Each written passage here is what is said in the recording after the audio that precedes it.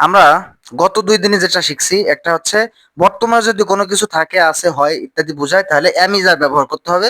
আর যদি অতীতে কোনো কিছু ছিল বা হতো এরকম বোঝায় তাহলে সেই ক্ষেত্রে was are ব্যবহার করতে হবে। এটা ব্যবহারের নিয়মও আমরা গত গত 2 দিনে শিখিয়ে ফেলছি ইনশাল্লাহ।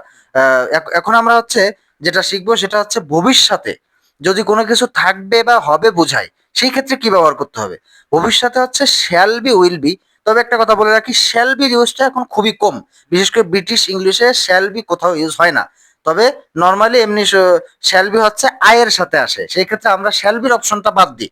আমরা সব ক্ষেত্রেই I, you, we, they, he, she সব ক্ষেত্রে আমরা কি ব্যবহার করব? Will be. এখানে যদি কেউ কিছু বলে সেই ক্ষেত্রে আমরা আয়ের সাথে শ্যাল বি ব্যবহার করলেও করতে পারি, তবে আয়ের সাথে উইল বি ব্যবহার করলে কোনো সমস্যা নাই। এখন আমি যদি বলি যে আমি একজন আলেম হব, তার ইংলিশ হবে হচ্ছে আই উইল বি আ আলেম। যদি এখন যদি আমি বলি আমি একজন ডক্টর হব, তাহলে এর ইংরেজি কি হবে?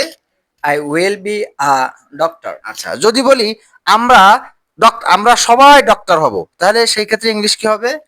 We will be our doctor. আচ্ছা, সবার ক্ষেত্রে আ আসে না, আ হচ্ছে একজনের ক্ষেত্রে। যখন অনেক হয়ে যাবে তখন হচ্ছে ডক্টরের সাথে একটা এস যোগ করে দিতে হবে।